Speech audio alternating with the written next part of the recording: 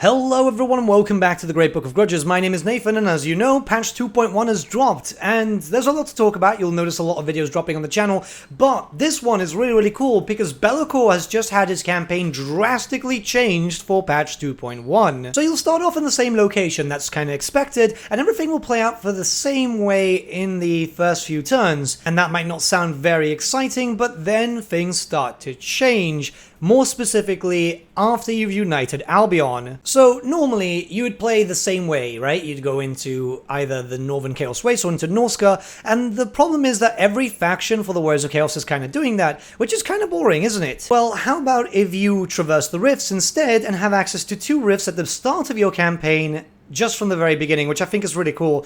One of them is situated around Mordheim, and the other one is situated in the Southern Chaos Wastes. This means that you have access to 2 lore-friendly start positions for Be'lakor. Now this is really cool because this gives you alternative starts for Be'lakor, so you can just replay the campaign if you want to, or you can have something completely differently stylized. So the Mordheim one doesn't really give you too much option. There's no dark fortresses in those locations, which it's a shame. Mordheim should really be a dark fortress. It would just be really good for that. However, if you want to go help Festus out or take him out or confederate him, that's a possibility now. Why not do that? We'll talk about confederation in another video, don't you worry. But I think this is cool because Mordheim is so important to Be'lakor because of the Mordheim story, that it's just a nice little bit to have here. But what if we go to the Southern Chaos Waste? Well, there's a lot of dark fortresses there. It's a lot of area with a lot of high chaos corruption, which means that it'll be easier for you to recruit a bunch of different units at the very beginning. And even better than that, it's kind of safe, which we know the game right now is very hectic with every faction declaring war on you and all those different things. Really, your only problem is just taking control of the Dark Fortresses and fighting Oxyotl, and even then Oxyotl isn't too much of a hassle if you can take him out early. So yeah, you can get here like turn 2, turn 3, it really depends on what you want to do.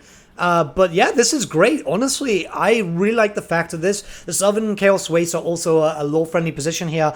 Be'lakor himself has a Dark Fortress here in the lore, so I'm actually really happy that this is the case.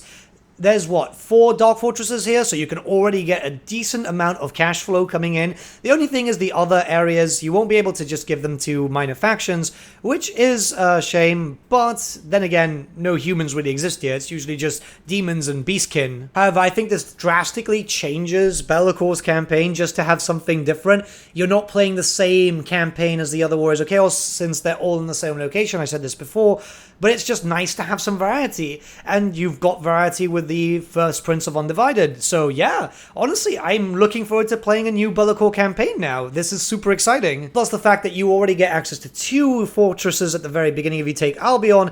That means that you can form a second army really quickly, so you can have one with Be'lakor going straight for Oxyotl, and the other army just taking over the other locations to your west.